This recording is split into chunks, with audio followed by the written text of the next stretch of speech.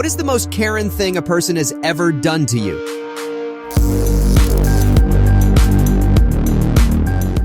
I stopped at the grocery store after work one day recently. I pulled into the parking space as I usually do, and the vehicle behind me does the same, pulling into a space in a pretty sloppy, fast, and haphazard manner.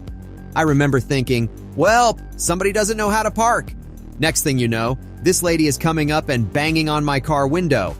I lower it a little, and she starts scolding me for not looking where I was going and almost causing an accident.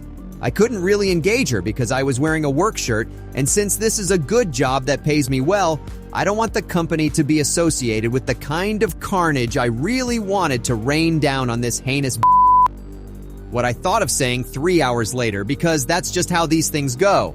Did you not see my turn signal indicating that I was going to pull into a parking space? Did you not see my brake lights indicating that I was slowing down? If you didn't, that means you weren't paying attention to the driver in front of you. If you did and chose to ignore them, that's just as bad. If an accident would have happened, it would not have been my fault. Maybe keep that in mind the next time your crappy driving skills almost cause an accident and you are searching for anyone other than yourself to blame. Oh boy, sounds like someone woke up on the wrong side of the parking lot. I mean, who doesn't love getting yelled at by a random stranger for no reason? But hey, at least this person didn't let their anger get the best of them and start a parking lot brawl, right? Silver linings and all that. Picture this. You're a teenager working in a grocery store in late hours closing up the meat department. Your job is to clean the place and occasionally help a customer with some of the pre-prepared meats and find what aisle has what. The time is now 8:30 p.m. The store is dead quiet and you're wrapping up your cleaning work and shift, just making sure everything is shiny and chrome and rinsing off the last sudsy dredges from off the butcher tables. You're content with the way the soapy surfaces appear to be nice and clean under what's left of the still soaking tables. Enter Karen, stage left. Karen. Hey, can I get a ribeye cut to about 3 inches thick? You. No, I'm sorry, ma'am, we can't cut anything. The butchers leave at around 6 p.m., but I'm happy to... Karen. What do you mean you can't cut meat? Aren't you a butcher? You. No, ma'am, I'm the after-hours clerk, but I can take an order for you for first thing tomorrow. Karen. This is an outrage. Are you open right now, and is this the meat department? You. Internally. Oh boy, here we go. Yes, ma'am, the store is open, but the meat department closes at 6 p.m. except for the pre-prepared meats and orders. Karen. I drove from another town, and now you're telling me you won't cut meat even though you're open? You. Preemptively. I'm sorry, ma'am. If you would like, I can call the store manager, but the department is covered in soap. There's nothing we can do tonight. Karen. Yes, call him right now. I want to speak to your manager. Of course. Enter store manager in suit and tie. Stage right, explanation of situation and general rudeness from Karen. Manager. We'll get that sorted for you right away. Please get the ribeye and take it to the back, Bob. You do so reluctantly. Cue the manager who has put on a hairnet, stopping mid-stride after seeing the disassembled and soap-covered meat department. Manager walks back out to Karen, who is waiting triumphantly. Manager. I'm sorry, ma'am, we can't cut this tonight, but I can take an order for you for first thing tomorrow. You, face palm, from out of sight. The manager and Karen continue to argue unintelligibly as the stage darkens. The end. Ah, the joys of working in customer service, dealing with Karens who don't understand basic business hours and soap-covered butcher tables. I mean, who wouldn't want to be yelled at and scolded for something that is completely out of their control? And let's not forget the thrill of waiting for the manager to come in and save the day, only to have them tell the customer the exact same thing you did. It's like a never-ending loop of frustration and confusion. I have dealt with some fairly entitled people as a claims adjuster. I once had the misfortune of taking some high-end insurance claim. When our richer insureds hit someone or get hit, they typically get a personal adjuster who does everything. However, they sent it off to me, something about vacations. In any case, the best part about these claims is how easy they are. You basically say yes as long as it is not completely bonkers and write checks later. With that said, one of our insured hit this lady's Ferrari and Mrs. Ferrari lady wants to take it to the Ferrari dealership. I said fine and she demanded a rental. I told her that was not a problem. Take the Ferrari over there and we'll get you another Ferrari. She says, not so eloquently, not a freaking piece of crap Nissan Sentra like last time. I call the dealership and explain to them how to proceed. Make sure to get her into a rental, make it nice and easy, send me the bill, and we'll get it handled. At this point, I'm basically telling the dealership to proceed forward as they see fit, to shoot first and ask questions later. The last thing I want are problems with one of these claims, and we have the power and authority to do so. Our insureds paid crazy money for the extra service, even for their claimants. The guy on the phone tells me he'll make sure everything is good. I just gave this guy a golden ticket. He can hand her a $250 a day car rental and we'll be writing the check, no questions asked. Start repairs as soon as possible. Order the parts today. Don't bug me. Send the bill. He gets it. Life is supposed to be simple. I literally want him to email me the estimate. I send him the check and email him a screenshot. That's it. This claim should be freaking easy. I get a call 2 hours later. The woman is pissed.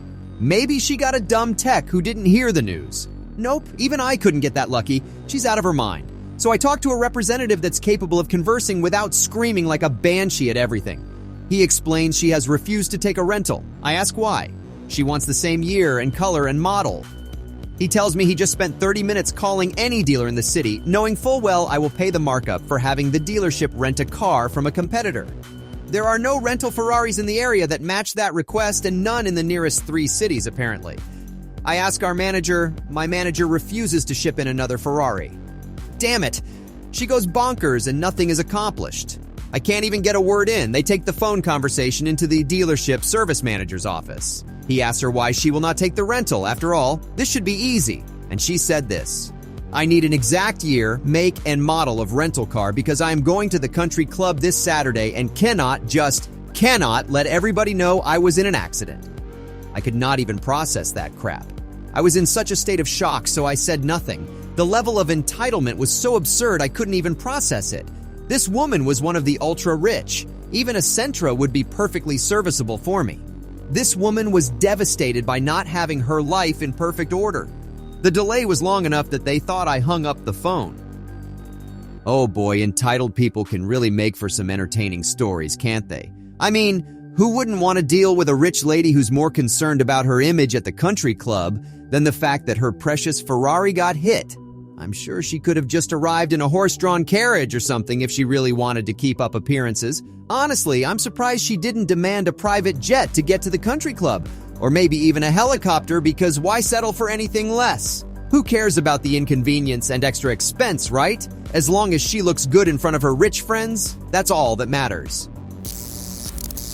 I work as a server at weddings and catered events, so it should go without saying that I've had to deal with a lot of entitled people. But there's one woman in particular who stands out in my mind. The first warning sign was when the father of the bride was giving his speech. He ended by giving a very heartfelt thanks to the stepfather of the bride for raising his daughter just like he would have. Most speeches put me to sleep, but this was actually very touching. He follows it up by turning towards his ex-wife, the mother of the bride, and saying, "Karen, you're still a B." Yikes. Later in the night, we've just brought out appetizers, and it's a pasta dish. It looks like pappardelle in a sage and brown butter sauce. I've had it before. It's really good, but bussing it is awful because the butter gets everywhere. Anyway, I'm standing near my section waiting for the signal to start picking appetizers up when Karen walks straight up to me complaining about the appetizer. She's saying that the appetizer isn't what they ordered. As far as I'm aware, the appetizer's exactly what was listed on the contract. In any case, it's a problem for my supervisor, not for me. I let Karen know that I'll find our maitre d' so someone more qualified can handle her complaint. I walk into the back and find our maitre d' literally hiding behind the refrigerators. She's been dealing with Karen all day, and for her, this is just one in a long line of lectures she's gotten from Karen. After a 2-minute coaching session from our supervisors, our maitre d' is ready to handle Karen. In theory. 10 minutes later, and Karen is still chewing her out. Is it because the appetizer tasted bad? Was it undercooked? Did they request it differently? Oh no, she just wanted a different type of pasta. She wanted rigatoni instead of pappardelle. That's when I figured out it would be one of those nights. But I'll just talk about the parts that involve Karen. Throughout the night, Karen would complain to at least half the servers that the AC wasn't on. In truth, the AC was on all the way, but it takes a long time to cool down a big room in June. Each of the servers explained this to her, but nothing could stop Karen. At one point, she accused a server of just not caring. were wearing 3 layers of all black with long sleeves and pants. We care quite a lot about the temperature. Later on, everyone's had their entrees and the DJs called them back onto the dance floor. I'm standing near my section again. It's mostly cleared, and I'm thinking about seeing if there's a leftover steak in the back with my name on it, until, of course, I see a certain someone strolling up to me. There's a broken glass on the dance floor. It's been there for 5 minutes and nobody has cleaned it up yet. Okay, well, people really aren't supposed to bring glasses onto the dance floor in the first place, but of course, we do have someone on staff to clean these sorts of messes up. They happen. I go into the back and let our RA guy know about the glass. He does his thing, walks out, sweeps it up. Problem solved. 10 minutes later, Karen comes up to me again. I have to think she was targeting me so frequently because my section was closest to the entrance to the kitchen. I thought you said you would get someone to clean the dance floor. It is soaking wet and someone could slip and hurt themselves. Why isn't there anyone here in charge of mopping that dance floor? Okay, well, here we go again. I go into the back and find our janitor guy. There's another spill on the dance floor. Karen wants it mopped up. Well, we can soak it up with paper towels, but we can't mop. We'd have to clear the guests off the dance floor, and bringing the mop out would be a really bad look anyway. Paper towels it is. Our janitor guy, butler, and another server are out there every 15 minutes for the rest of the night, cleaning up spills for guests who don't give a crap. As for the rest of us, we hid in the back as soon as we were done with cake and coffee service. There was a lot else going on that night, in addition to Karen, and nobody wanted to deal with any of it. Resistance was futile, however. About an hour before the end of the night, Karen stormed into the back, drunker than hell, screaming about every little thing. Her guests were overheating, there was broken glass, puddles on the dance floor, the food was awful. Why isn't there anyone here in charge of my wedding? Our supervisor met her before she made it all the way in, and with the patience of a saint, reiterated everything we had told her up to this point. But every time he tried to speak, she would interrupt with, "I don't care." Her husband had to drag her out of the back. As one last touch, she accused us of stealing her purse while we were cleaning up. Turns out it was just on the other side of the room. This happens all the time, but it was the cherry on top for an already awful evening. Jesus Christ, man! Karen seems like the type of person who would complain about the color of the sky if it wasn't the exact shade of blue she wanted. I mean, what kind of person complains about the AC when they're surrounded by delicious food, drinks, and a wedding celebration? Sheesh, Karen, get a grip and don't even get me started on the broken glass incident. I bet she was secretly hoping someone would slip so she could file a lawsuit and get a big payout.